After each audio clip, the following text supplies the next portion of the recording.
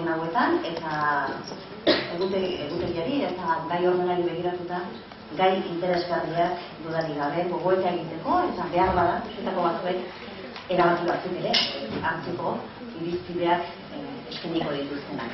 Decía que muy buenas tardes, gracias por ser tan puntuales y por respetar de manera casi británica el horario, que es algo que se agradece mucho.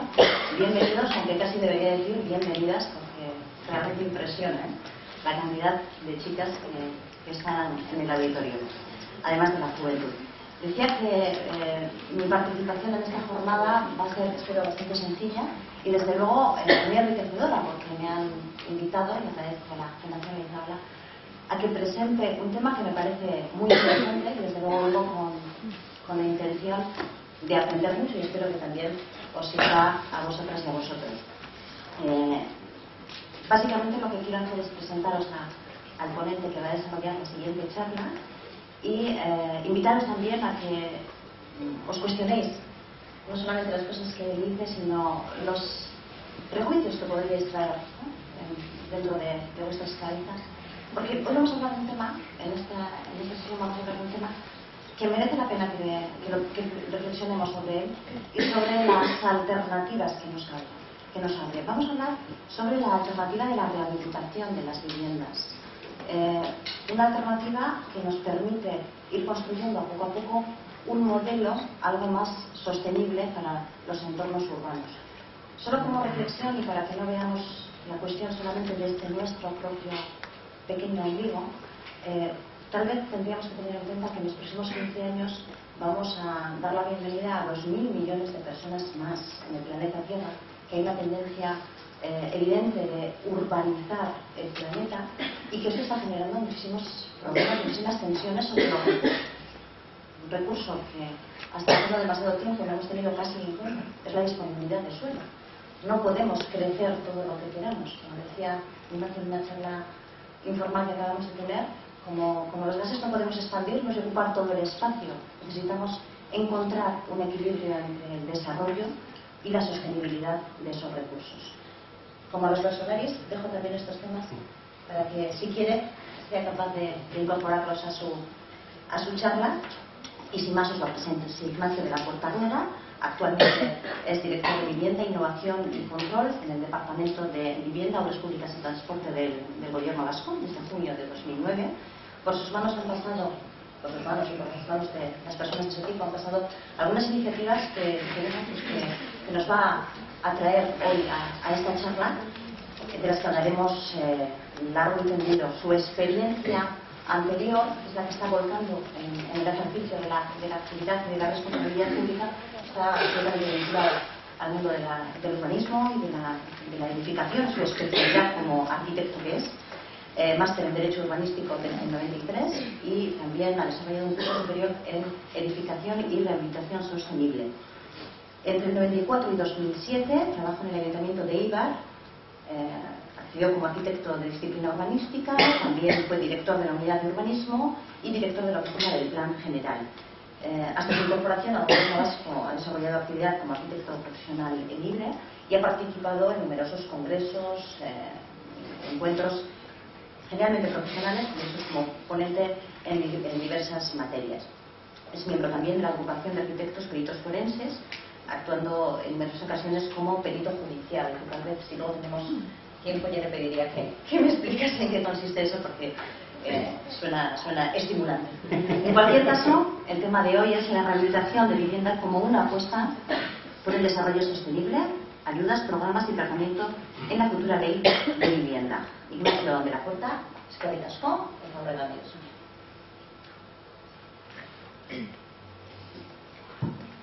Eskerrik asko, Pilar. Arratsaldeon, y gracias también a la Fundación Leizaola por la participación en esta jornada, que ya antes lo agradeció Maripaz, pero también directamente lo quiero agradecer. Hoy os voy a contar una materia que si la anterior era un poco árida, pues esta igual resulta todavía más aburrida. Pero bueno, vamos a ver si damos un poquito de ánimo y conseguimos un poquito más de participación. Y os meto el gusanillo de recuperar lo que tenemos, recuperar nuestro patrimonio y el gusto por la ciudad existente, por la misticidad de usos, por algo que es volver a revitalizar lo que han sido nuestros entramados urbanos en nuestra calle. A ver si lo recuperamos para producir. Esto, que supongo que lo conocéis, pues si no sois de Bilbao, mala suerte, pero seguro que os suena de algo, es la Carola. Veis a ver que le vamos a ir dando vueltas a la Nueva Carola, porque para mí es un icono de lo que en su momento fue una de las actividades productivas fundamentales de Euskadi, a través de la actividad industrial que se desarrolló a lo largo de la ría, la actividad siderúrgica y con su actividad de transformación del sector naval. La Carola era una grúa que, como sabéis, daba servicio a los astilleros Euskalduna, que estaban pues donde ahora está el Museo Marítimo, todavía se mantienen ahí los muelles, y que permanece ya absolutamente parada. Es una pena, porque la verdad es que lo bonito de la grúa Carola era cuando se movía, era casi como un pájaro que iba captando, iba cogiendo piezas y las iba disponiendo para construir barcos. En este momento está absolutamente parada. Es para mí también un símbolo de lo que en este momento es el sector de la construcción. Un sector que está absolutamente paralizado por la tremenda crisis en la que nos encontramos y que tenemos que ser capaces de pilotar para que se vuelva a activar y además para recuperar este icono. Tomarlo simplemente como icono, vamos a ir dándole alguna vuelta para ver qué es lo que nos va enseñando la Carola.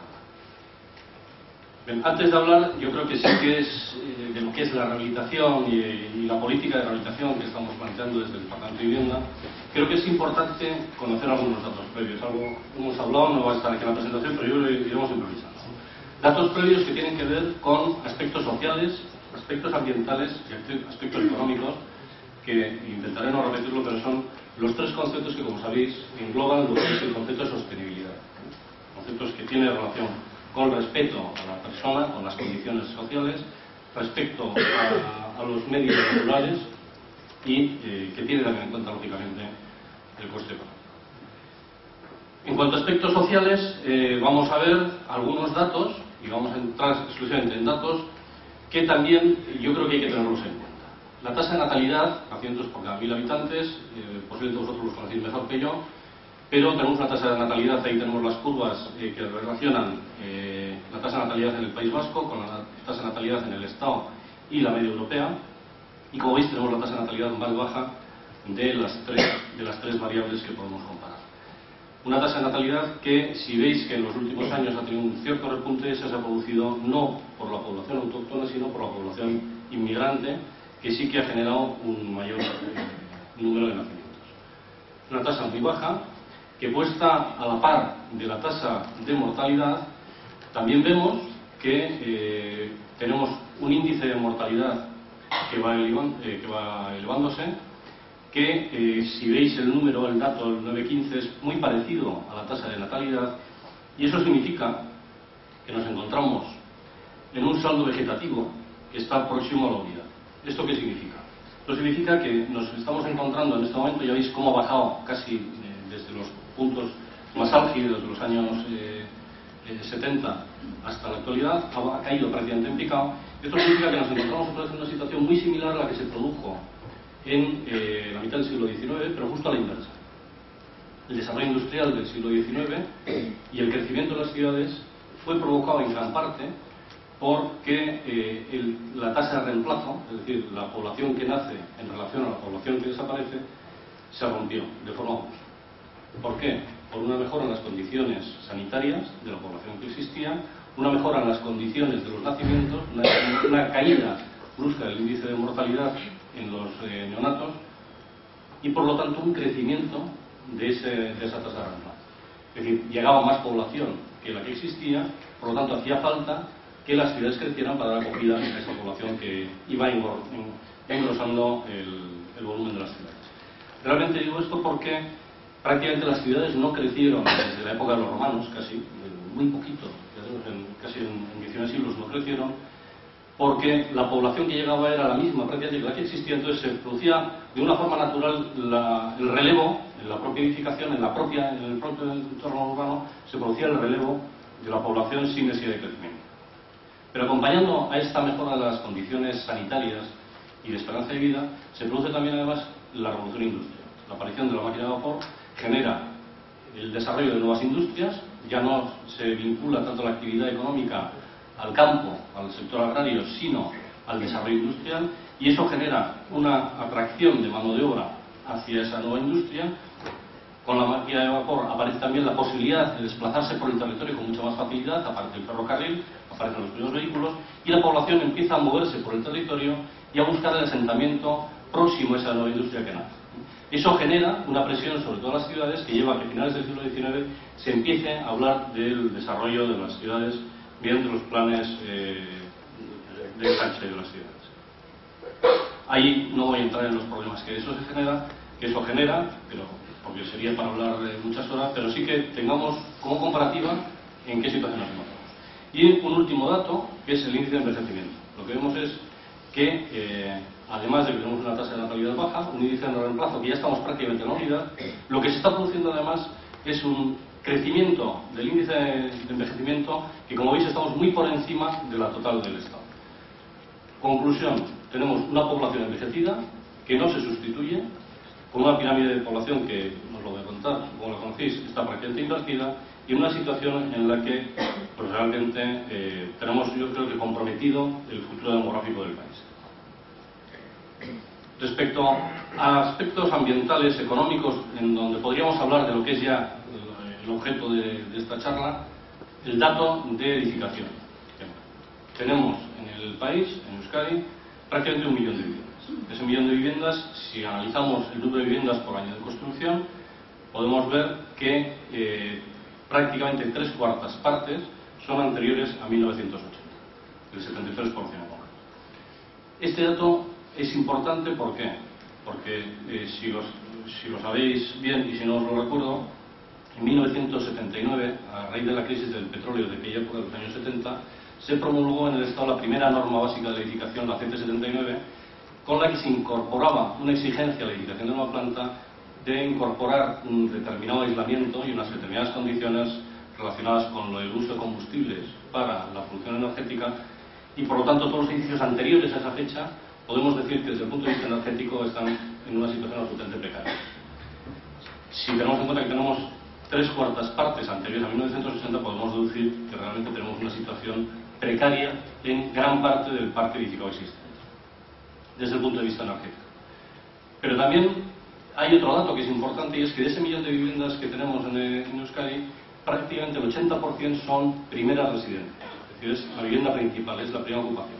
Eso significa que solo tenemos un 20% de las viviendas que son segundas residencias, o viviendas dedicadas a actividades económicas, o viviendas dedicadas a segundas residencias, como he dicho, o viviendas que están en situación de preordenación por el planeamiento, o que están en unas condiciones que son inhabitables. Y además la vivienda baja, que hay gente que todavía la puede utilizar como especulación. Pero realmente lo que vemos es que hay muy poquita vivienda que no sea de primera ocupación. Esto tiene su trascendencia y su importancia porque nos da un indicador, un elemento para juzgar qué es lo que sucede en el mercado inmobiliario en el País Vasco con relación a la tensión entre la oferta y la demanda. Por otro lado, si relacionamos la población total de Euskadi, 2.178.000 habitantes, con el número de viviendas, el 1 millón de viviendas aproximadamente, nos da una tasa de ocupación de 2,7 habitantes por vivienda. Y eso relacionándolo con las viviendas de primera ocupación, pero si lo relacionamos con el total de viviendas, con el millón, nos da una tasa de ocupación de 2,18. Esto significa que si consideramos lo que hasta hace unos años, y no muchos, estoy hablando de hace 10 años, se utilizaba como tasa de ocupación de la vivienda, que eran 3 personas por vivienda, cuando estamos hablando de que en el cómputo global de Euskadi tenemos una tasa de ocupación de 2,18 o 2,7 y con una esperanza demográfica de no crecimiento, sino al revés, posiblemente merma en el nivel de población, yo creo que hay que ponerse muy en serio en cuestión la necesidad de crear un nuevo parque edificado. Uno de los primeros aspectos que yo creo que hay que tener en cuenta. De ese parque de viviendas ya hemos visto que hay una gran parte que está en una situación precaria desde el punto de vista de las condiciones de eficiencia energética, pero también hay otro aspecto que hay que tenerlo en cuenta, y es que es un parque edificado que fundamentalmente, hemos visto que es anterior a 1980, gran parte de ese parque es anterior a 1960 y se construyó en los años 40 y 50 atendiendo a las necesidades que se producían del movimiento migratorio que aquí se produjo en la posguerra, en las zonas que se iban industrializando, Vizcaya, Granadillas, junto con Cataluña y Valencia, donde la población llegaba para intentar acceder al mercado de trabajo que se generaba con el desarrollo industrial de esa época. En ese momento había una gran presión de movimiento migratorio, había que hacer nuevas viviendas para dar cobijo a esta población. Aquí en Bilbao hay barrios enteros que se construyeron en esa época, y lo fundamental era dar respuesta a la necesidad de vivienda sin atender a otras cuestiones que hoy en día son prioritarias. En ese sentido se hacían viviendas sin atender muy bien a las necesidades del entorno urbano en el que se desarrollaban. Eran proyectos de urbanización con una cierta calidad, pero desde luego lo prioritario era el desarrollo del edificio, y donde no era exigible desde el punto de vista normativo, y por lo tanto lo único que hacía era encarecer la vivienda, no se incorporaban elementos que hoy en día son absolutamente imprescindibles, como son los ascensores. Entonces, es un parque edificado que hemos dicho que no tiene una buena condición de accesibilidad, habitado por una población que llegó como inmigrante, en los años 60 a Euskadi, a los entornos de las ciudades donde se producía ese desarrollo industrial, y que en este momento ya o se han jubilado o están a punto de jubilarse, con lo cual es, digamos, nuestra tercera edad, es la población mayor de Euskadi, que hemos visto que además está envejeciendo y permanece aquí. Eso significa que nos sitúa ante un parque, como decía, obsoleto desde el punto de vista de eficiencia energética, con una población mayor que empieza a requerir asistencia sociosanitaria porque no puede ni siquiera salir de su casa, porque no tiene un ascensor que le permita salir, ya tiene problemas de movilidad, con lo cual requiere asistencia sanitaria para ir a atenderle en su domicilio, y donde se queda absolutamente concentrada. Bueno, pues de todos esos edificios, de todas esas viviendas que hemos identificado, hay 122.000 edificios que no tienen ascensor. Y esos 122.000 edificios, como veis en esta gráfica, la mayor parte se sitúan en unos perfiles mayores o bajamarcos. Es decir, donde hoy en día es obligatorio instalar un ascensor, siempre que sea un inmueble comunitario o de viviendas en régimen de comunidad, es obligatorio. Hay una gran mayoría de esos edificios que tienen una seria limitación desde el punto de vista de la accesibilidad. Y por lo tanto su población está comprometida. Pero vamos más allá. Antes, en ese comentario que hemos hecho de manera informal, es cierto. Como los gases perfectos, hemos llegado, yo creo, a ocupar el 100% del territorio disponible. Si Euskadi tuviera más suelo disponible, lo hubiéramos llenado con la edificación que hubiera hecho falta. Salvo una salvedad, que lo veremos, que es que Álava tiene la llanada alavesa, donde en los últimos años donde se ha desarrollado la mayor parte de la edificación, pero no es donde estaba concentrada la población. La población está concentrada en otros territorios, en otras cuencas, en otros ámbitos, que es donde ya no había suelo. Como ejemplo, fui el responsable de la redacción del Plan General de Eibar, y allí hicimos un estudio analizando, mediante un sistema de información geográfico, cuáles eran las características de los suelos disponibles para nuevas edificaciones. Bueno, pues ya en los años 60 se llegó a ocupar el 100% del suelo disponible en todo el término municipal de Eibar, donde el suelo urbano solo ocupa el 5% del término municipal, del territorio. Bueno, ya en los años 60 se llegó a ocupar el 100% del suelo disponible. Y fijándonos exclusivamente en un tema que es la pendiente. La pendiente, el plan territorial parcial y las DOT establecen que no se puede ocupar con vivienda unos suelos que tengan una pendiente superior al 20%. Nosotros nos fuimos un poco más allá y analizamos los suelos con una pendiente inferior al 25%. No queda ni un metro cuadrado en Eibar, en el término municipal de Eibar, que tenga una pendiente inferior a esa. Con lo cual, ese límite, que en las dos se realizan al 20%, nosotros lo elevamos al 25%, tiene que ver con la movilidad, con los recursos económicos necesarios para ocupar ese territorio, con la necesidad de establecer infraestructuras y transportes públicos para llegar allí, y con la carestía de esa vivienda. Eso nos lleva a conclusiones que son realmente significativas. En el cuadro anterior estábamos analizando cuál era el número de viviendas, el suelo calificado y clasificado como urbano residencial, urbanizable residencial en el planeamiento vigente, y los datos que tiene el plan, la base de datos del servicio de la Viceconsejería de Ordenación del Territorio, lo que termina es que en todo Euskadi hay en concreto suelo clasificado y calificado para urbanizable residencial para alojar 57.000 viviendas en todo Euskadi en este momento. Que no significa que ese suelo esté gestionado y esté en condiciones de ser posible su desarrollo, porque muchos de esos suelos Son ámbitos en suelo urbanizable pendiente del desarrollo mediante el correspondiente planeamiento de desarrollo, planes parciales, aparte de los PAUs y demás, en ámbitos que habitualmente hay industrias que tienen que salir y por lo tanto desalojarlos para reconvertirlos, descontaminarlos y reconvertirlos. En definitiva, que si nos fijáramos con ese suelo disponible real, estaríamos pudiendo desarrollar exclusivamente 57.000 viviendas de protección pública en todo Euskadi. Y si analizamos la lista de demandantes, en el momento en que se hizo esta comparativa, posiblemente ya no sean los 98.000, pero bueno, estábamos en 98.000 demandantes de vivienda en propiedad. Lo que significa es que hay un saldo deficitario de vivienda en propiedad o de vivienda de nueva planta, que es lo que se recoge dentro de ese estudio de la base de datos de Udalplan, de 40.000 viviendas.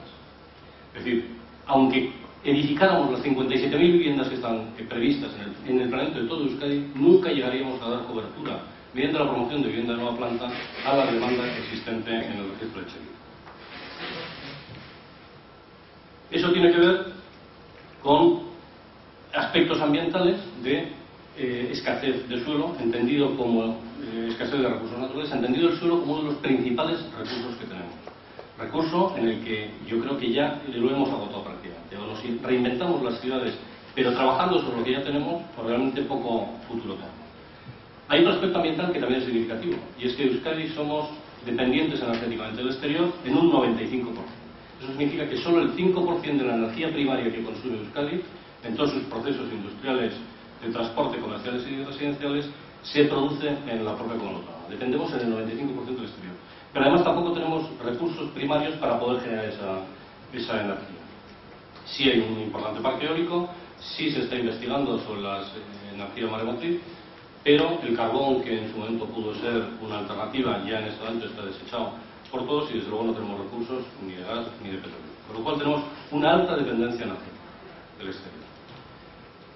Esa dependencia energética, analizado en Europa, atribuye el 36% prácticamente del consumo energético al sector residencial y terciario de servicios, el 32% se asigna el consumo de esa energía primaria al transporte, estoy hablando de Europa, el 27% es al primario y luego ya hay unos datos menores destinados a otros sectores.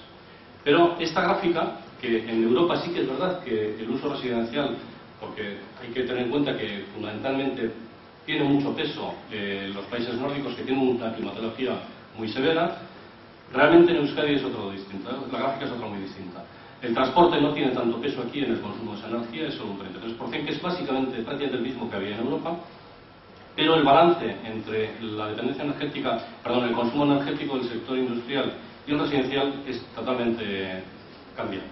Lo que en el residencial allí era prácticamente el 40%, aquí en la industria es la que consume el 46% y el sector residencial está consumiendo el 18% de ese consumo energético, del balance global de toda la comunidad autónoma. Centrándonos en ese 18%, que es un consumo importantísimo, sobre todo sabiendo que tenemos esa dependencia energética del exterior, sí que analizado cuál es el consumo que se produce en las viviendas, tenemos unos datos en los que nos dicen que el 66% de esa energía en las viviendas se están consumiendo en la producción de energía para calefacción y para producción de agua caliente sanitaria. Con lo cual también tenemos unos indicadores de dónde deberíamos operar con carácter prioritario. ¿En qué? Pues, en principio, en ese parque edificado que tenemos, que está obsoleto. En segundo lugar, aprovechando los suelos ya ocupados por la edificación actual, de los núcleos, intentar densificar y trabajar sobre esos núcleos. Y además, en ese parque, al intentar actuar sobre ese parque, actuar en estos dos conceptos que son los que mayor consumo energético tienen. Bueno, hemos visto unos datos, y esto no son demasiados. ¿Qué hacemos a partir de ahora? Bueno, pues a ver si usted nos lo dice. ¿De dónde partimos? Bueno, en la ponencia anterior, la viceconsejera Maripaz ya ha comentado de dónde venimos. Una de las primeras cosas que se planteó el departamento, impulsado con el consejero a la cabeza, fue intentar consensuar con todos los agentes sociales de este país una línea que fijara los criterios de intervención en la política de vivienda de este país, de forma que, con independencia de quién estuviera como responsable de la gestión de esa política de vivienda, estuviera suficientemente consensuada con todos los agentes como para que tuviera continuidad a largo plazo. En ese sentido, se planteó un proceso inédito de colaboración y de participación, de intercambio de ideas y de debate con los agentes sociales, que culminó en la suscripción, en la firma de un documento, Pacto Social por la Vivienda, suscrito por 78 agentes sociales, no sé si en este momento ya son 80, que ha habido adhesiones posteriores, en el que se establecen dos ejes fundamentales que casualmente son los que hoy teníamos en la ponencia. El primer eje fundamental es considerar que la promoción de vivienda al alquiler es prioritaria para dar respuesta a la necesidad de acceso a la vivienda. Entendió que el acceso reconocido por la Constitución no significa acceso en propiedad, sino acceso, es decir, tener un sitio en el que poder vivir. Y el segundo eje es que es prioritario establecer una intervención de regeneración y rehabilitación para intervenir en el horizonte del Pacto Social por la Vivienda, que es 2025, intervenir en más de 250.000 viviendas. De forma que, al menos al final de ese periodo, tengamos ya unas condiciones de participación que sean suficientemente adecuadas. Como principios, decíamos, ya se han hablado algunos, sí destacar que hay un principio básico, que es intervenir en el parque edificado existente con el objetivo de prolongar la vida útil del edificio, entendiendo que siempre es mucho menos costoso intervenir en un edificio que, si dentro de 10 años hubiera que derribarlo, si lo ponemos en condiciones equivalentes a la de la edificación actual, nos va a costar menos que derribarlo, realojar a la gente que está allí, derribarlo, volver a construir y volver a traer a la población que hemos tenido que desarrollar. Si somos capaces de intervenir sin necesidad de hacer esas operaciones y dejarlo en condiciones imparables la edificación de una planta, va a ser socialmente mejor, porque mantendremos a la población en su lugar, económicamente mucho más rentable y ambientalmente respetaremos mucho más los recursos por no necesitar nuevas intervenciones ni nuevas dotaciones públicas. Y esa mejora entendemos que se debe centrar, que es lo que se ha suscrito en el pacto, en tres aspectos fundamentales, que son: uno, mejorar las condiciones de accesibilidad, porque entendemos que con ello vamos a favorecer la autonomía de la población que reside ahí, que en estos momentos es en gran parte una población mayor con serias limitaciones de movilidad. En segundo lugar, mejorar las condiciones de habitabilidad, porque también es un parque que procede de una época donde los requisitos y las exigencias desde el punto de vista de la habitabilidad no tienen nada que ver con las actuales. Y el tercero, es claro que debemos intervenir claramente en la mejora de las condiciones de la eficiencia energética. Y todo ello no solo con el objetivo de reactivar el sector, que también hay que reactivar el sector, sino también teniendo en cuenta que hay que dar participación a la iniciativa privada y establecer vínculos y sistemas de colaboración entre todas las administraciones. Bien, a partir de ese pacto social, ya lo comentó también antes Maripaz, se ha desarrollado el plan director de vivienda y regeneración urbana, que por primera vez incorpora esta componente de la regeneración urbana desde su propio enunciado. En paralelo al plan director de vivienda y regeneración urbana, se ha desarrollado el plan estratégico de rehabilitación de edificios y regeneración urbana, que ya desarrolla específicamente la intervención en este paquete, y en ese plan estratégico se establecen una serie de prioridades que tratan de orientar una política que hasta ahora venía heredando lo que fue la primera política de los años 83 de rehabilitación, que se centraba en actuar fundamentalmente en los edificios y los elementos de un cierto interés cultural. Posteriormente se evolucionó a poder intervenir en los cascos históricos para revitalizar los cascos históricos, se amplió un poquito más a las áreas degradadas, y esto de lo que se trata es de extenderlo a la intervención en todo el parque edificado y haciendo especial hincapié fundamentalmente en ese parque, digamos, anterior a 1980, superando ya lo que eran los límites tanto del patrimonio de los cascos históricos como de las áreas degradadas. Para ello nos estamos dotando de un marco de actuación que nos permita intervenir de una forma decidida en todos estos ámbitos y que tiene, viene acompañando a la orden de rehabilitación del año 2006 una serie de medidas específicas que están encaminadas a que, fundamentalmente, la orden de rehabilitación vigente tiene como objetivo que la edificación existente reúna las condiciones de adecuación constructiva y estructural, permite también que el particular intervenga en el interior de su propia vivienda, pero le quedan componentes de lo que hemos visto hasta ahora que no tienen el suficiente énfasis ni hace hincapié específicamente de estos apartados. Uno de ellos es el tema de la rehabilitación energética. Como además sabéis, está vinculado a las directivas europeas que nos exigen y han marcado como horizonte para el 2020 la famosa 20-20-20, que es que en el año 2020 se debe reducir en un 20% el consumo energético de la edificación, incrementar en un 20% el uso de energías renovables para la producción de energía primaria que utiliza la edificación y además reducir un 20% las emisiones de CO2 a la atmósfera.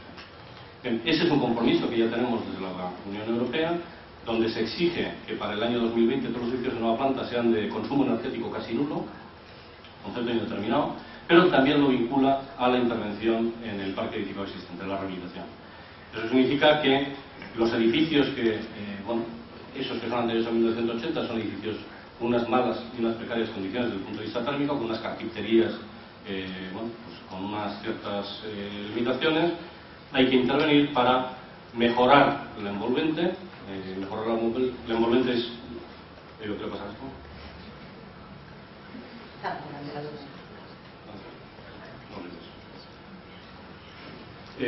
Es a modo de ejemplo muy básico, es como ponerse el abrigo. En el momento en que seamos capaces de aislar mejor el edificio, menos demanda se producirá de calefacción, porque menos pérdidas habrá, pero tiene también unas consecuencias, es que al hacerlo más estanco es posible que las condiciones del ambiente interior sean peores, se puedan generar condensaciones, con lo cual hay que incidir en sistemas de ventilación que parecen que es absurdo si estamos calefactando menos porque mantenemos el calor, que tengamos que ventilar para meter aire frío, con lo cual el sistema de ventilación deberá ser capaz de recuperar el calor interior y volver a impulsarlo, pero con un aire adecuado, es decir, que no nos quedemos problemas.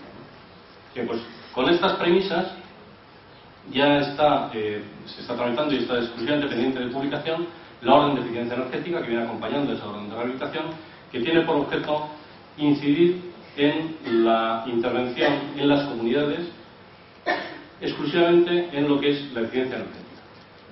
Condiciones que se han incorporado en esta orden es, por un lado, la ayuda a una subvención a la elaboración de informes de inspección técnica, informes que van a tener que recuperar, lo veremos, que van a tener que incorporar, lo veremos, un análisis,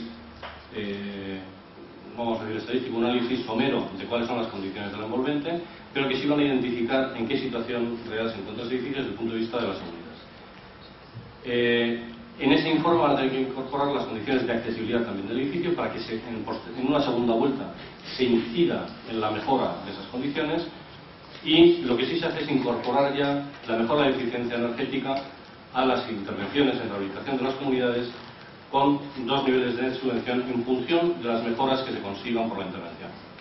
Para que os hagáis una idea, en este momento, en la orden del 2006, las ayudas máximas que se otorgan a una comunidad de propietarios para la mejora de un ascensor, para la intervención en la fachada, no llegan a los 3.000 euros para toda la comunidad. Realmente es un importe, no voy a decir pero es un importe muy limitado, lo que hace que las comunidades con mucho se dediquen a arreglar la fachada, a pintar la fachada y cuando pueden hacer la obra del ascensor. Bien, en esta orden lo que hacemos es introduciendo como condición que tiene que intervenirse en el 100% de la envolvente, es decir, no una persona solo cambiando sus ventanas o arreglando su otro tipo de fachada, sino hay que intervenir en el 100% de la envolvente del edificio para ponerle el abrigo a todo el edificio. Con ese criterio se exige que para darle unas ayudas muy superiores a esos 3.000 euros que tenemos en este momento, a la hora de intervenir en sus fachadas, pues lo más caro es colocar los andamios, se aproveche para introducir ya una mejora de la eficiencia energética, un aislamiento que como mínimo sea el mismo que se exige en el código técnico a las edificaciones de nueva planta. Entonces, en ese supuesto, si llegara a cumplir ese criterio, ya las ayudas que se le podrían otorgar a esa comunidad podrían ser hasta el 30% del presupuesto subvencionable, pero llegando hasta 30.000 euros para la comunidad. Hemos pasado de 3.000 a 30.000. Y si a la hora de introducir ese aislamiento, con un poquito más de espesor del aislamiento, se consigue superar en un 50% la exigencia que se establece en este momento en el código técnico para los edificios de nueva planta, entonces se incrementan las ayudas hasta 45.000 euros para la comunidad. Son importes, desde luego, significativos y que se ven claramente compensados con dos aspectos. Uno muy sencillo, que es el incremento de valor que ese inmueble adquiere en el mercado, y segundo, por el ahorro en el consumo energético que se va a derivar después de la intervención. Pero sí creemos que es un incentivo para que las comunidades actúen de forma individual en este momento. Bien, pero además de esta orden, que esta está dirigida, digamos, a las comunidades que de motu propio deciden intervenir, estamos también tramitando ya otra orden, que es la orden REVIVE, que es acrónimo de Rehabilitación de Viviendas y Edificios, que tiene por objeto intervenir también en el parque edificado, pero ya con otro ámbito de actuación. Ahora se trata de intervenir a nivel de barrio, en cuanto mayor número de viviendas mejor, porque en los barrios es cierto que se ha venido interviniendo desde hace ya unos años, pero fundamentalmente en aspectos relacionados con la urbanización, con la calle, con la dotación de espacios públicos y poquito más. No tanto así con los edificios. Con esta obra lo que se trata es de poder intervenir en las comunidades de un barrio de forma que por la mejora de las propias condiciones, también de eficiencia energética y de accesibilidad, de esas comunidades agrupadas a nivel de edificios o de bloques o incluso de manzanas, a nivel de barrio, de forma conjunta y unitaria, se pueda poner en condiciones un barrio completo. Por lo tanto, esta orden no va dirigida a gestionarla directamente desde el departamento con las comunidades, sino que va a tener, ahora lo veremos, otro tipo de gestión a través de sociedades públicas o de los ayuntamientos. En este caso, ¿qué es lo que se exige? En este caso se exige que también se intervenga al 100% de la envolvente. Vamos a exigir incluso algo más que la intervención anterior, donde se exigía como mínimo el cumplimiento del código técnico, y con eso ya valía. Aquí vamos a exigir que, tras esa intervención, ese edificio pueda adquirir una certificación energética a nivel C. No sé si lo sabéis, pero ya desde hace unos años, desde el 2007, hay una regulación de certificación energética que, asimilado a lo que es la certificación energética de las lavadoras, de los frigoríficos, establece también la certificación de los edificios de nueva planta. No lo regula para los edificios existentes. Entonces aquí lo que decimos es, bueno, pues estos que son existentes, cuando intervengas, que por lo menos adquiera este nivel de certificación. Está vinculada esta certificación tanto a la reducción de la demanda, porque es intervenido en toda la envolvente introduciendo más aislamiento, como a la mejora de la eficiencia de las instalaciones de producción de calor, tanto para agua caliente y sanitaria como para el calefacción, con lo cual también habrá que intervenir en esos sistemas. Hemos dicho que una vez que aislamos puede ser que se generen problemas de calidad del ambiente interior, por eso va a haber que intervenir también en el sistema de ventilación. Se va a exigir también la mejora de las condiciones de habitabilidad, pero no por intervención en el interior de la vivienda, sino para posibilitar que una tipología existente en los años 50, que son edificios de muy poca crujía, de 7 metros de fondo, que se desarrollaban con una caja escalera, viviendas a los dos lados, y eran viviendas pequeñitas de entre 35 y 40 metros, donde en este momento están habitando pues entre 6 y 8 personas en muchos casos. Entendemos que son situaciones de infravivienda por el alto grado de ocupación, y que si posibilitáramos su ampliación por el exterior, a la vez que se coloca el ascensor en el exterior, puesto que son edificios donde dentro nos va a poder colocar, si a la vez que se coloca el ascensor por el exterior podemos ampliar o pueden ampliar la crujía edificada, ganando superficie para las viviendas existentes, son viviendas que van a tener una superficie final significativamente superior a la que tiene, donde va a bajar ese ratio de ocupación en la vivienda y donde ya pasarán a ser unas viviendas dignas, con un coste significativamente inferior a lo que decía antes: desalojar el edificio, derribarlo y volver a construirlo. Hay que intervenir en la mejora de las condiciones de accesibilidad, garantizando que se puede llegar desde la calle hasta la puerta de cualquiera de las viviendas sin necesidad de salvar ni un solo peldaño. Y como última condición que se pone es que se va a monitorizar todas estas actuaciones mediante la instalación de sistemas que nos permitan en el Laboratorio de Control de Calidad del Gobierno Vasco recoger todos esos datos para analizar realmente la eficacia y la eficiencia de las medidas adoptadas. Y esa monitorización se va a realizar con un periodo mínimo de 3 años. Bien, en estos supuestos lo que se hace es, se incrementan las ayudas a la comunidad. Ya no vamos a hablar de ayuda a la comunidad, como decíamos antes, de 30.000 o 45.000 euros por comunidad, sino a 15.000 euros por vivienda, que puede llegar, si lo ponemos en un caso de un baja más 5, con 2 manos por vivienda, son 10 viviendas, estaríamos llegando ya hasta 150.000 euros por comunidad en un supuesto. Es decir, ya es un incremento significativo de las ayudas existentes. ¿Por qué? Porque la intervención en todas estas medidas es un coste realmente ya muy superior a lo que estábamos hablando en la intervención anterior. Y como decía, son medidas dirigidas a las comunidades, articuladas a través de los vecinos, orientado a la intervención en barrios, es decir, se trata de que sean operaciones masivas, que cuantas más viviendas haya mejor, donde se va a primar las actuaciones entendemos que tienen que ser operaciones realizables, es decir, no puede la administración, en un momento de limitación de recursos como es el que tenemos en este momento, no podemos estar con unos recursos ociosos pendientes de que alguien los solicite. Por lo tanto, se va a articular a través de sociedades públicas o ayuntamientos que presentarán propuestas de intervención en un barrio concreto, en un grupo concreto de viviendas, y donde habrá una serie de criterios de prelación, de selección de esas propuestas de intervención.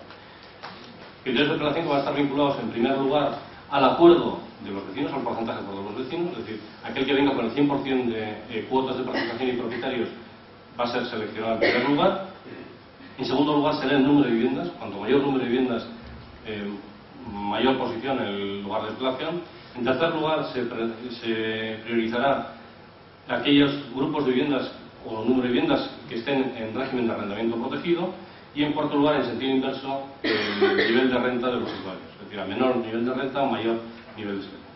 Y eso se establecerá como criterios de prelación, no de puntuación, para seleccionar proyectos hasta agotar la dotación presupuestaria. Es una dotación presupuestaria que sobre esto están en 10,5 millones. Esta orden está en fase de tramitación y prevemos que se publique a finales del mes de noviembre o a lo largo del mes de diciembre. Acompañando a estas órdenes de intervención, la primera, que es la vigente, hemos dicho que es la que afecta a la vivienda como elemento aislado, la segunda, la eficiencia energética, que afecta a la comunidad como elemento aislado, y la tercera, que puede afectar al barrio. Tenemos, además, en tramitación ya el decreto de inspección técnica de edificios, que viene a regular un instrumento de conocimiento que tiene que servir para conocer cuál es el estado real del parque edificado, que va a afectar a todos los edificios anteriores que tengan más de 50 años de antigüedad, y en donde hemos establecido un calendario de intervención. Esto no es nuevo el desarrollo, pero realmente esto estaba ya recogido en la ley del 2006. Lo que pasa es que en un limbo de indefiniciones, pues la obligación recae sobre los propietarios, pero no se sabe muy bien quién es el que tiene que hacer el seguimiento, ni cuál va a ser el procedimiento de gestión. Lo que se hace en el decreto es ya establecer un calendario de intervención. Se establece una gestión coordinada entre el Departamento de Vivienda y los ayuntamientos para la gestión de todo este parque, y que servirá para, como decía, centralizado en el departamento, tener un conocimiento exhaustivo de cuál es la situación. En esas inspecciones hay que analizar la seguridad estructural, uno de los elementos fundamentales, las condiciones de estabilidad, de habitabilidad y de accesibilidad. Hay 5 grados de afección, que no voy a entrar en ellos, desde el que hay que actuar ya porque hay riesgo de desprendimiento, de hundimiento. Un segundo nivel en el que se considera, bueno, hay que actuar, pero no es tan urgente de que mañana vayan los bomberos y hay que desalojar, sino que, bueno, en un plazo breve, entre 1 y 3 meses, hay que actuar porque hay cierto riesgo. El tercer nivel es el que hay que actuar, pero bueno, puede esperar a lo largo de este año que se intervenga. Y el cuarto es en el que no hay prácticamente nada, es simplemente establecer un plan de mantenimiento y seguirlo. Y el quinto en el que está todo bien y no pasa nada. En función de esos grados, luego hay una regulación de cuál es el procedimiento de gestión del expediente. En paralelo a todo esto, y acompañando a todas estas medidas, estamos también ya trabajando en lo que hemos denominado una dinámica de connovación que tiene por objeto intentar evitar que nos pase algo que ha pasado en Europa. Por ejemplo, en el Reino Unido, donde al establecer su política de green building se encontraron con que establecieron desde el punto de vista normativo una serie de exigencias que cuando los particulares fueron a aplicarlos, el mercado fue incapaz de dar respuesta y tuvieron que realizar importaciones de productos, de sistemas y de técnicos de los países nórdicos, que eran quienes estaban preparados. Bien, con el objeto de evitar eso y de acompañar a este proceso de transformación de lo que ha sido un sector productivo vinculado fundamentalmente a la generación de edificación de la planta hacia esta intervención en el parque edificado, en esta dinámica intentamos involucrar a todos los agentes que en su día firmaron el Pacto Social por la Vivienda, que fijaron estas prioridades, para que desde un proceso de colaboración interdepartamental, donde está el Departamento de Vivienda, pero también el de Industria y el de Medio Ambiente, con la colaboración de los clústeres, el de la construcción, el de la energía, el del clima y de las telecomunicaciones, y las sociedades públicas del EVE, IOVE y Visesa, se puede definir una hoja de ruta que establezca cuáles son los objetivos que debemos ir cumpliendo como marcándonos para cumplir desde la situación actual, donde digamos que estamos en el nivel cero, hasta esa exigencia que hay en el año 2020 de la Comisión Europea, que nosotros lo extendemos al 2025 como objetivo del Pacto Social por la Vivienda. Se trata, efectivamente, de buscar esa transición del sector de la construcción hacia un sector de innovación que pueda ser incluso referente en toda Europa como una nueva política de intervención en la promoción y desarrollo de vivienda. Hay 5 líneas que van a acompañar a toda esta política, que es, por un lado, hay que activar la demanda, es decir, de nada sirve que impongamos medidas si la demanda, los propietarios, no hacen uso de estas medidas y no actúan. Por lo tanto, hay que activar la demanda a través del incentivo hacia los propietarios, del incentivo hacia el transmitir el conocimiento de estas órdenes y estas ayudas a través de los administradores de fincas a los distintos propietarios, utilizando las sociedades urbanísticas, que son sociedades gestoras que están muy próximas a la ciudadanía para poder intervenir. Hay un trabajo de análisis de capacidades del sector, de saber exactamente nuestro sector productivo dónde está, qué es lo que en esta materia puede ofertar en este momento y qué es lo que tendría que ofertar, por lo cual abrimos nuevos campos y nuevos nichos de negocio y de trabajo.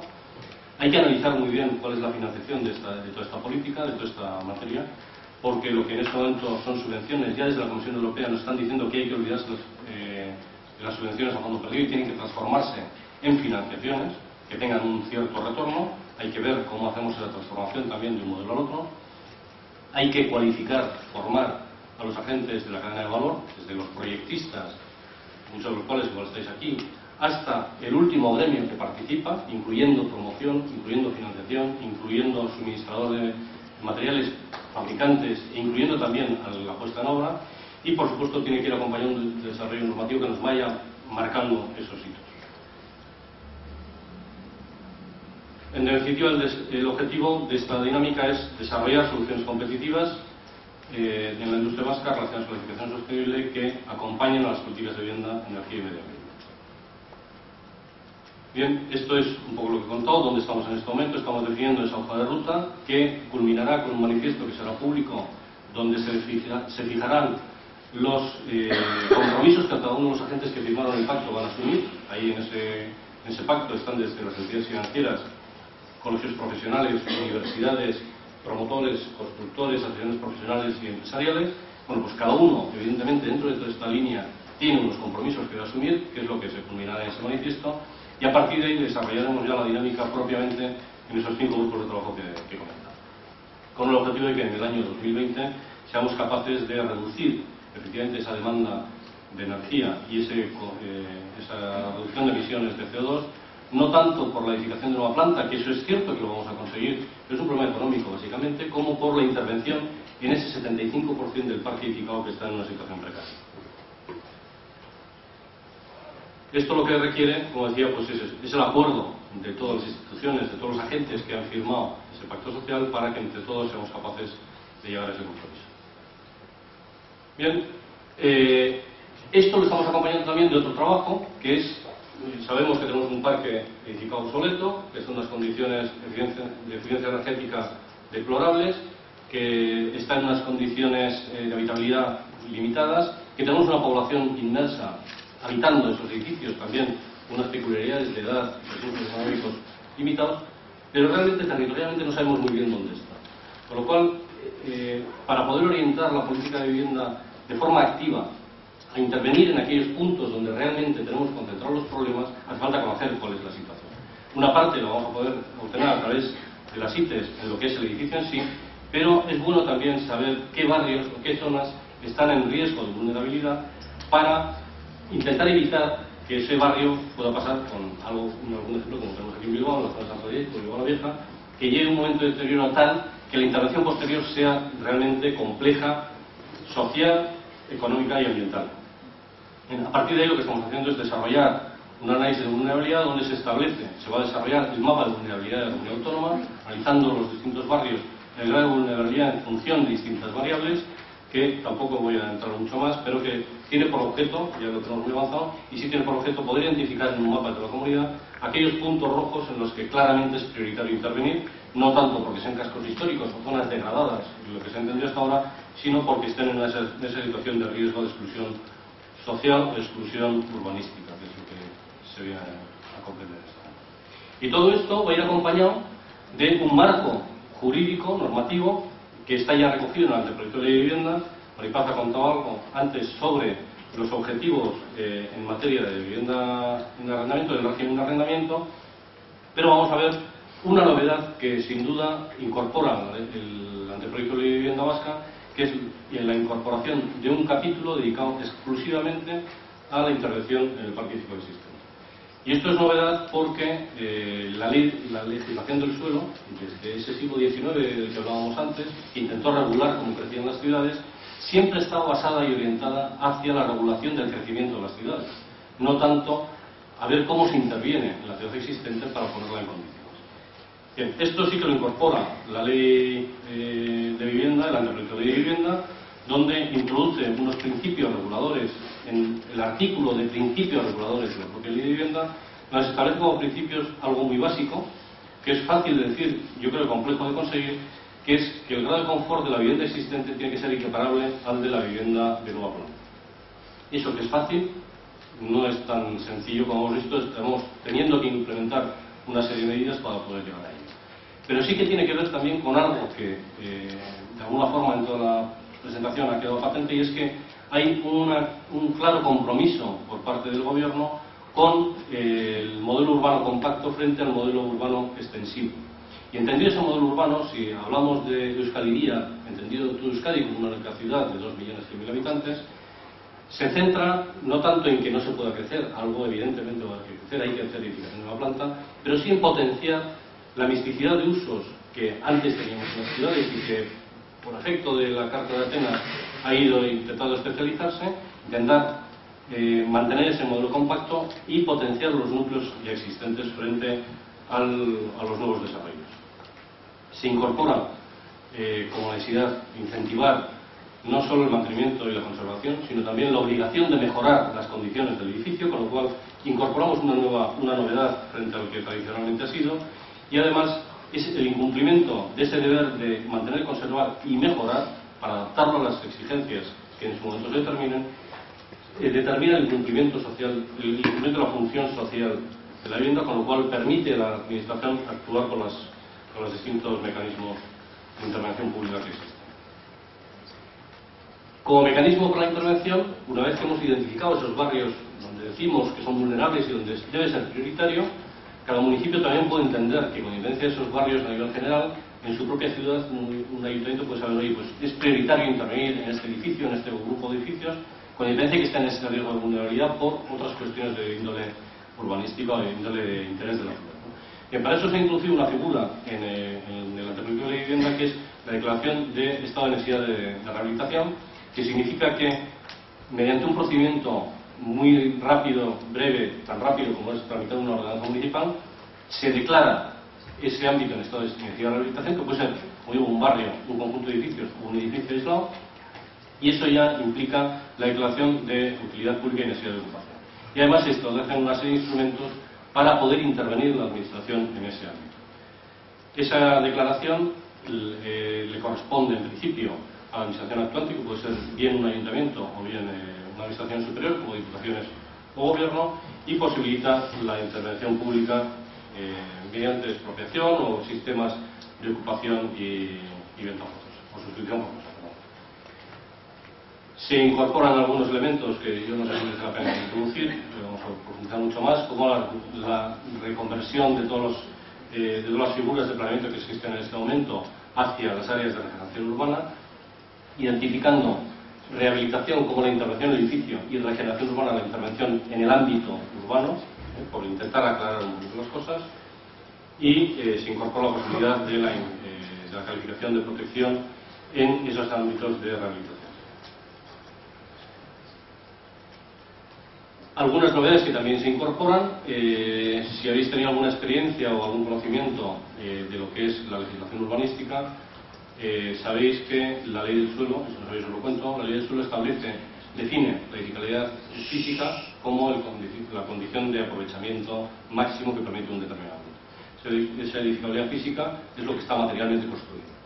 Si nosotros estamos interviniendo en un edificio que ya está construido, el planeamiento lo consolida, con lo cual lo está consolidando con la superficie construida que en este momento tiene. Si nosotros estamos diciendo que tenemos que ponerle un abrigo, tenemos que aislarlo para conseguir que tenga un consumo energético casi nulo de aquí al 2020, eso nos puede llevar posiblemente a que tengamos que revestirlo igual con 20 centímetros de aislamiento, más su revestimiento posterior de acabado. Nos encontramos en este momento, y es cierto porque hay algún municipio donde se ha producido el caso, en el que con unos espesores significativamente menores, el técnico municipal dice que no se puede conceder no otorgar esa licencia porque se está incrementando la edificabilidad física ya existente, y eso es un incremento de aprovechamiento no permitido por la ley del suelo. Bueno, pues eso que es una prioridad desde el punto de vista de la política de vivienda, desde este articulado se supera, diciendo que todas aquellas medidas que vayan a la mejora de las condiciones de accesibilidad, habitabilidad o mejora de la eficiencia energética sobre el parque edificado existente no van a suponer alteración de los parámetros urbanísticos, que pueden ser ocupación de suelo, que pueden ser ocupación de vía pública por vuelo, que puede ser incremento de la superficie construida, variación de alturas, etc. Sí se incorpora también la inspección técnica del edificio como un elemento diferencial. Hay un reconocimiento de las cargas por gestión anticipada que en este momento la ley del suelo no está. Cuando estamos hablando de que vamos a intervenir en la ciudad, habrá alguna ocasión en la que posiblemente haya que desalojar una industria o incluso un edificio con carácter previo a poder intervenir. Eso la ley del suelo no lo reconoce como carga anticipada y aquí sí se incorpora ya como posibilidad. Bien, con todo esto, pues realmente tenemos, y esto se lo dedico a Maripaz, la verdad es que estamos trabajando y dejándonos los pelos y las plumas en todo este trabajo, pero es un trabajo desde luego apasionante que nos va a llevar posiblemente pues, a conseguir que nuestra querida grúa Carola vuelva a funcionar y que esté viva. Muchas gracias.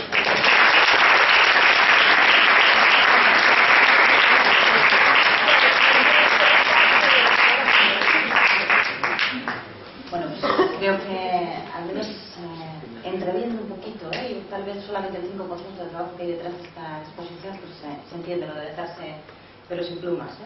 Reordenar, y me quedo con una palabra que has comentado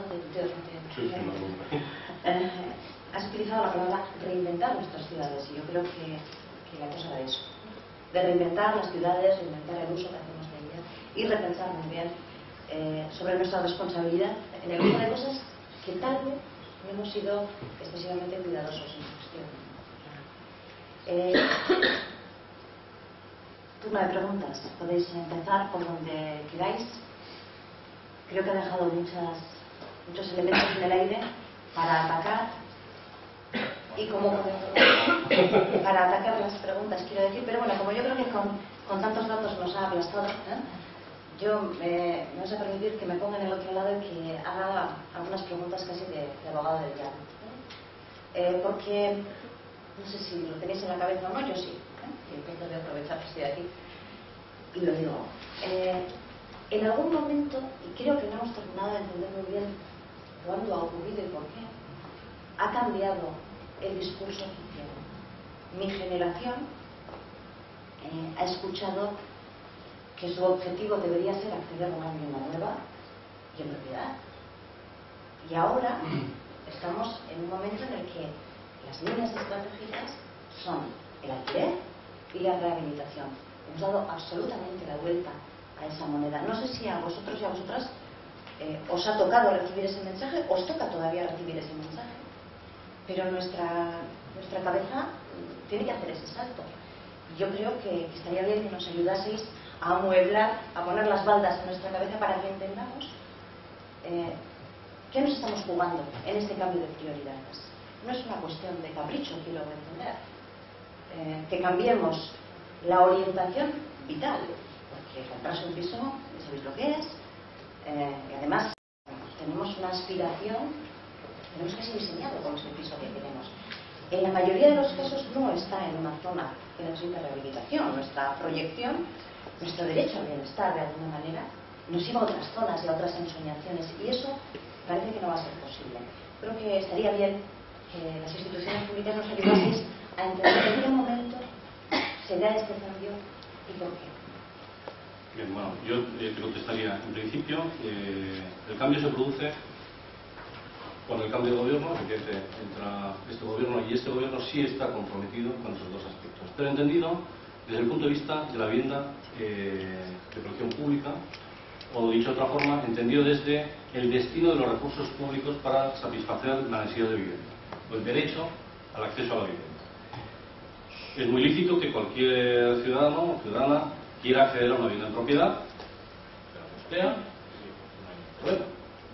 Lo que sí entendemos es que los recursos públicos son limitados, son de toda la ciudadanía, y lo que no parece lícito es que esos recursos se destinen para beneficiar a una persona particular porque ingresa o genera un patrimonio, lícito también para todos querer generar un patrimonio, pero entendemos que los recursos públicos no deben ser para eso. Desde ese punto de vista, lo que considera este gobierno es que la respuesta fundamental a las necesidades de la ciudadanía, que de verdad tiene necesidad de acceso a una vivienda, debe ser mediante la política de vivienda en alquiler. Lo que hemos expuesto es la política de gobierno, que es lo que entendemos que hay que hacer con los recursos públicos. Si alguien quiere acceder a una vivienda en propiedad, está muy libre de hacerlo si sus recursos lo permiten. Lo que entendemos es que la administración no debe potenciar eso, porque eso ya entra dentro del campo de cada uno, y lo que sí debe posibilitar es que los que necesitan de verdad acceder a una vivienda puedan hacerlo. Y entendemos que eso se debe hacer desde la política de vivienda en alquiler. Y en segundo lugar, lo que sí, y yo creo que ahí no quería aburrir con datos, tenía muchos más datos y he intentado quitarlo, pero lo que sí entendemos es que, como decía al principio, hemos ocupado prácticamente todo el territorio disponible. Las generaciones siguientes también tendrán ganas de crecer y de tener edificaciones en nuevos territorios, y eso debemos respetarlo, con lo cual creo que en este momento es prioritario intervenir sobre lo que tenemos, que está obsoleto, antes de que nos encontremos con un problema a nivel global realmente significativo e importante. Ha dicho que está produciéndose una presión en todo el mundo a nivel global de crecimiento de las ciudades para que llegue a que el 80% de la población ocupe los núcleos urbanos, pero es que eso ya lo tenemos en Euskadi. Los núcleos urbanos en Euskadi ya están habitados por más del 80% del total de la población. Prácticamente, incluso el diseminado es casi ya un continuo urbano, porque ya los que antes eran caseríos en algún territorio, en Guipúzcoa quizás, más que en Vizcaya, quizás ahí sí que ven un diseminado rural que todavía tiene algo de explotación, pero el resto han acabado siendo primeras residencias de gente que prefiere habitar ahí, en una vivienda aislada, que no en el centro urbano. Y desde ese punto de vista, si entendemos que la segunda prioridad es una manera de dar respuesta a las necesidades de vivienda, si no hay suelo para edificar, pongamos el parque existente en condiciones de que la población también pueda acceder a esa vivienda, porque están en las mismas condiciones que una vivienda de nueva planta, y por lo tanto no demande que se construyan nuevas viviendas, y que prefiera irse al casco viejo o a cualquiera de los barrios de Bilbao que son muy dignos y que pueden tener un parque edificado tan bueno como el que se pudiera hacer en cualquier otra área. No sé si te he contestado. A mí me ayuda, yo no sé si a vosotros os ayuda un poco más. Sí, según lo que has comentado, y un poco también lo que le preguntaba yo antes a Maripaz, ¿no? Las viviendas más deterioradas, sí, las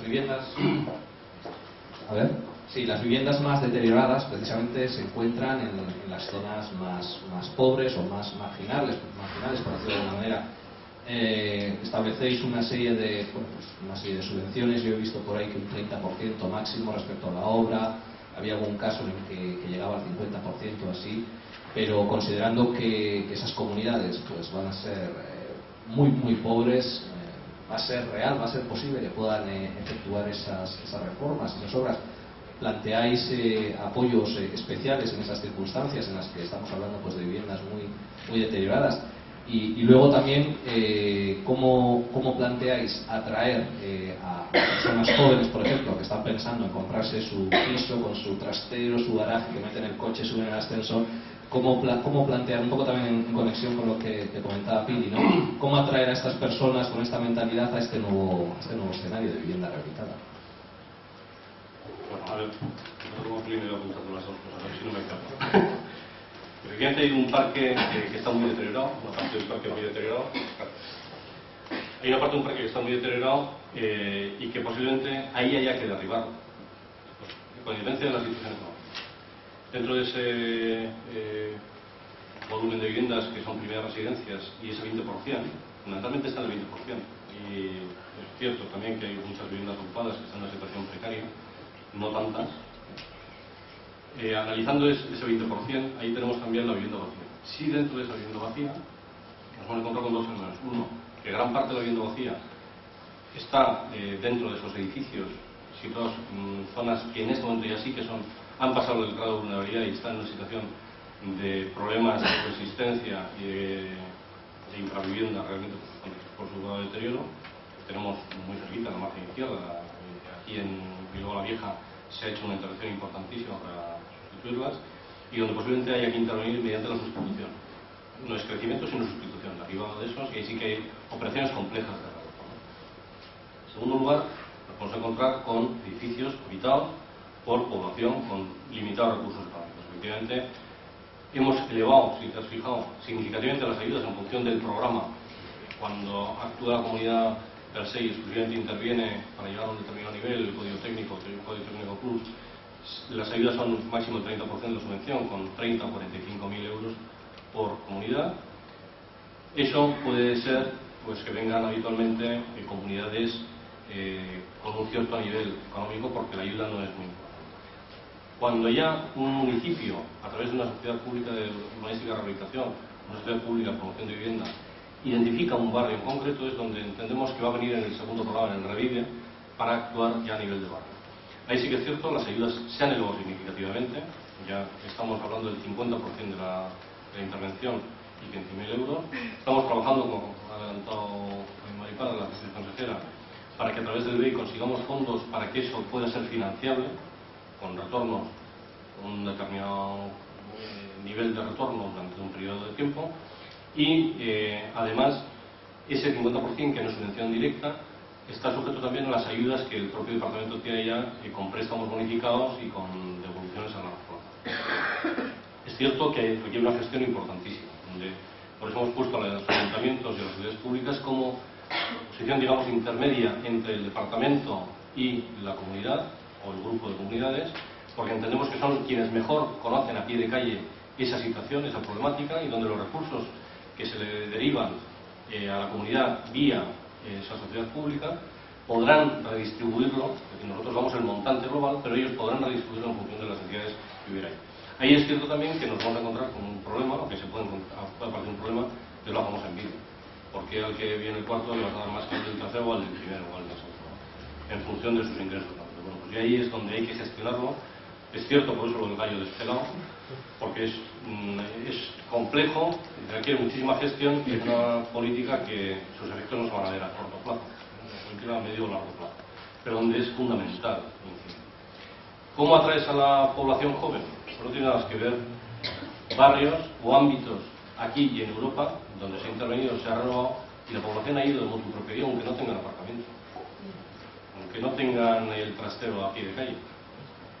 Incluso esto está pensado para que los actuales propietarios, si reciben esas ayudas y ceden esa vivienda por herencia directamente a sus hijos, no se va a considerar que es una transmisión interviva, porque sigue siendo unas ayudas muy importantes, os lo he comentado.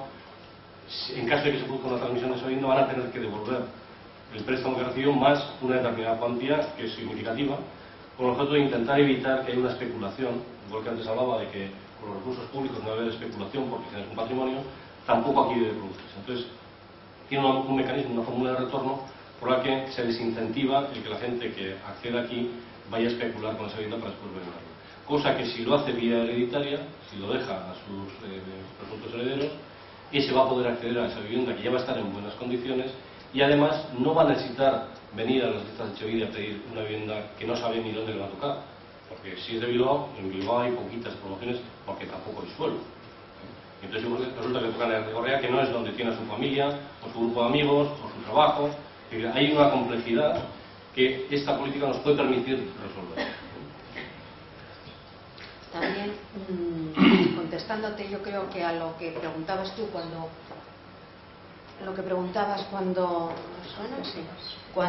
una persona no tiene suficientes recursos como para abordar ese 50%, para que no paralice la intervención en el edificio, siempre pueden quedar fórmulas como, por ejemplo, que venda su propiedad al gobierno y de ese precio o sea, tenga derecho a disfrutar la vivienda hasta el fin de sus días mediante unos alquileres a deducir de esa parte. O sea, siempre puede haber fórmulas que existen y que se pueden llegar a acuerdos para que esa persona, claro, la vivienda pues tendría que pasar a propiedad del gobierno si lo financia el gobierno al 100%, pero no le vas a dejar en la calle. Permitirle seguir viviendo mediante el pago de una cuota que se deduciría del precio y luego esa vivienda pues sería una vivienda protegida como todas las demás, por ejemplo. O sea que puede haber fórmulas para cada caso. Sí, de hecho en el anteproyecto de vivienda existe esa fórmula, hay una fórmula de sustitución forzosa, lo que se denomina la sustitución forzosa, que en último caso puede llegar incluso a la expropiación, pero que es siempre una figura que está recogida en la ley del suelo para los propietarios del suelo. Cuando un propietario del suelo en un ámbito decide no participar del proceso de desarrollo, la administración puede sustituirle en sus derechos y cuando se concluye ese proceso revierte al propietario anterior liquidando el saldo. No, esa fórmula la hemos introducido en el proyecto de vivienda, lo que pasa es que todavía no está vigente porque no lo había manifestado. Donde la administración puede sustituir a ese particular, actúa, se desarrolla la intervención y a posteriori ya se liquida con cualquiera de las fórmulas de gestión entre el particular y la administración. Podéis aprovechar que han preguntado cómo se puede de alguna manera incentivar, en el caso de gente joven en este tipo de zonas. Representáis de alguna manera a la gente joven, si os parece suficiente, si no, incluso podéis darles algunas ideas más que seguramente de manera gustosa van a ir incorporando, al menos lo haciendo. Mientras lo vais pensando, se me ocurre que una de las claves que se han apuntado es la colaboración interinstitucional, es el paso a paso, ¿no? de esta nueva orientación, de esta transformación, porque estamos hablando de establecer unas líneas estratégicas principales que después van a tener que ejecutar de manera coordinada muchos agentes distintos. Estamos interviniendo sobre ciudades que tienen una serie de atribuciones propias que les corresponden, estamos hablando de un modelo de conexión diferencial, estamos hablando de implicar al sector privado que tiene que hacer suya esa transformación hacia un modelo de innovación. O vamos remando en la misma dirección o hacemos algo. Sí. No es una pregunta, supongo que Sí, para duda es reflexión. poneros un poquito más de presión sobre ese pollo desplumado, pero vamos, como ponerlo más difícil, ¿no? Es uno de los retos que hay y en eso estamos trabajando. De hecho, en esa dinámica de innovación ya estamos trabajando con, pues eso, primero un trabajo que parece tonto, que hay que reconocerlo, es complicadísimo que 2 o 3 departamentos del mismo gobierno trabajen de forma coordinada. Que seamos capaces de unificar los criterios de ayudas en la rehabilitación, como por ejemplo que el EVE esté dando unos, nosotros que hemos dado otros, los ayuntamientos a otros, e intentar en este momento que esos recursos confluyan en un mismo objetivo, pues nos está llevando esfuerzos y tiempo. Yo creo que al final lo conseguiremos. Nos dejamos más temas, nada queda todavía. Sabéis que para la ciudadanía este es un elemento que nos desconcierta mucho, claro, que la actuación que entendemos como de institución pública nos hable con voces distintas, nos dé criterios distintos. Que consigamos una respuesta en una sociedad pública que depende de un departamento, que consigamos una que no es exactamente la misma en otra, y que nuestro ayuntamiento le ponga más emoción y nos dé otra distinta, ¿no? Yo creo que esos 80, digamos, agentes que están implicados en el pacto de la vivienda, son todos los que son, faltan agentes claves, hay que hacer un esfuerzo añadido para continuar incorporando voluntades al menos para sentarse. Bueno, es un factor social. Y los agentes sociales en principio les gusta dando buena respuesta. En materia departamental, incluso sociedades públicas, ya hay un primer acuerdo que se quiere materializar, que se visualizará posiblemente, ya de colaboración y de unificación de criterios de esas medidas. Sí que es cierto que en este momento queda una pata, digamos, importante con los ayuntamientos. De momento hay el cambio en mayo, tenemos que ver en qué sentido va la respuesta. De momento lo que sí estamos es trabajando directamente con los sectores urbanos de la administración y está habiendo muy buena respuesta. Hemos generado 2 foros de trabajo, uno con los agentes vinculados a la oferta de productos y otro con los agentes vinculados a la demanda, y estamos ya trabajando en eso y de momento hay una recepción. Lo que no significa que sea fácil ni que lo consigamos para mañana. Me parece, tiene pinta, desde luego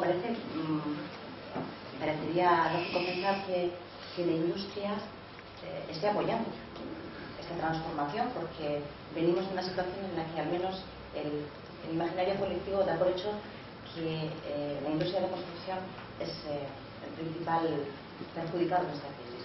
De alguna manera se ha acabado el modelo de ese sector, de esa actividad industrial, y tiene que, en este caso, reinventarse hacia nuevos usos, ¿no? Entiendo que la industria o el sector privado puede ser uno de los que tiene que hacer de la necesidad de producción. No, efectivamente, yo creo que en este momento el sector de la construcción está sufriendo, yo creo que un proceso de reconversión mayor que el que en su momento sufrió la siderurgia o el sector naval.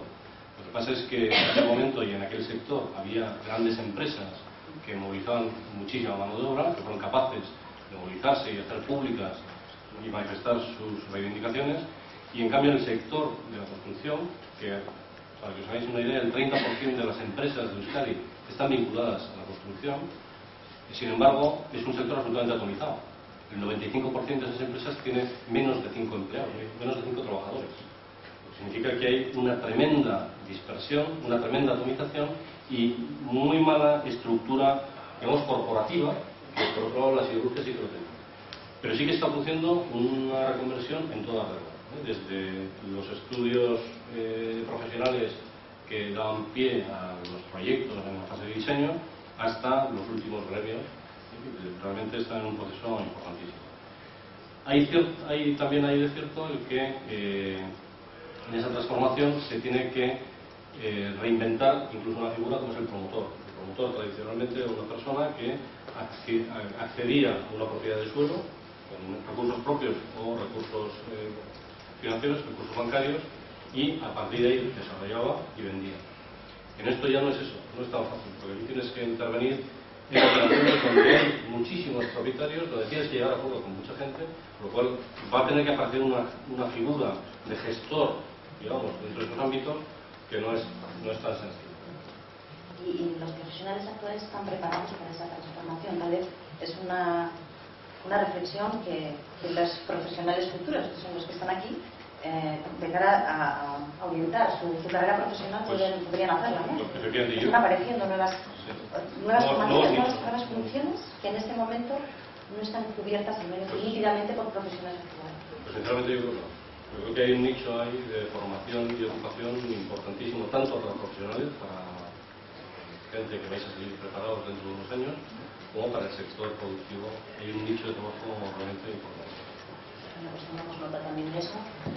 Voy a contar 3 para que la última oportunidad.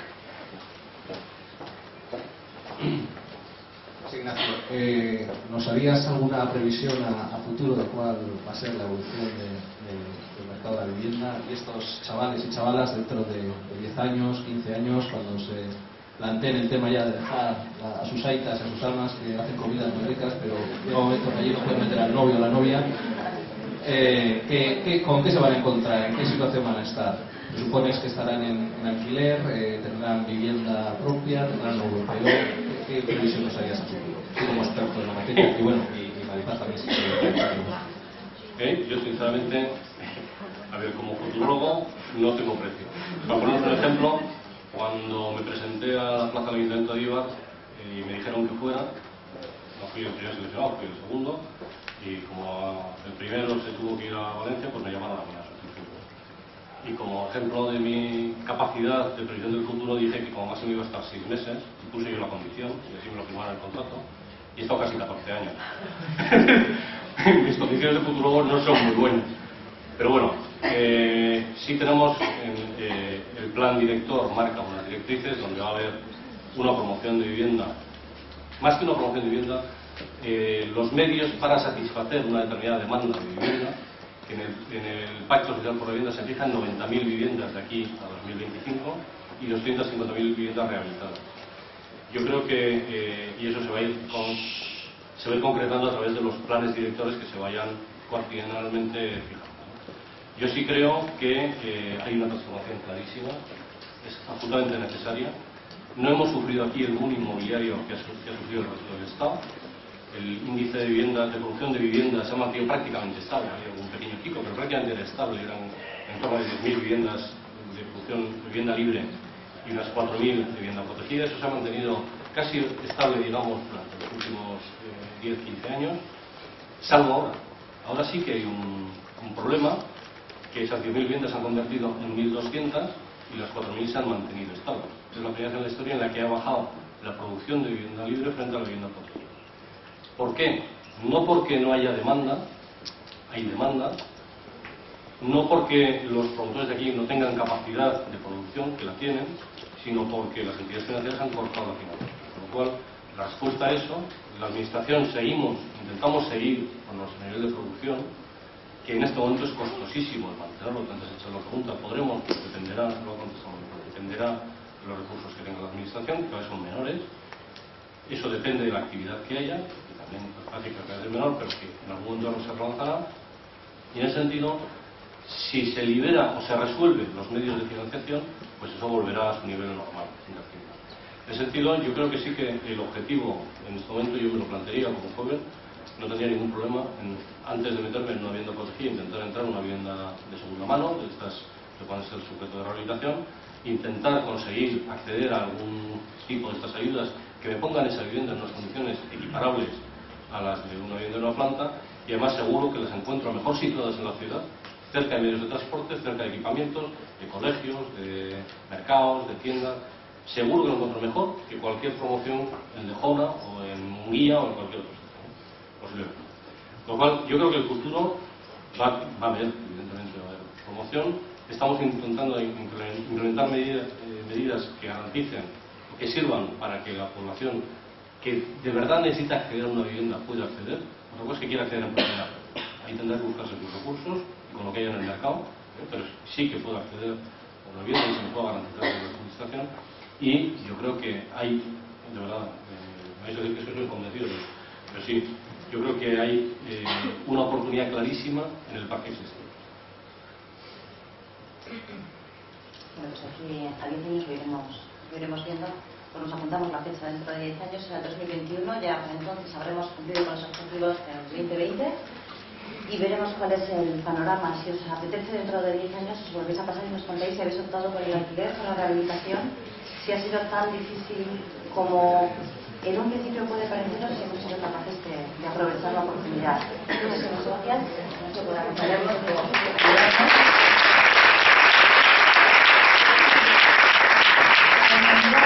Las claves de este desafío global, sin lugar a dudas. Mañana continuamos, a las 5 de la tarde nos volvemos a ver aquí. La primera intervención tendrá que ver con la participación ciudadana en las políticas de vivienda. No es un tema menor, ya hemos visto que aquí nos estamos jugando todos y todas el modelo de futuro que estamos construyendo.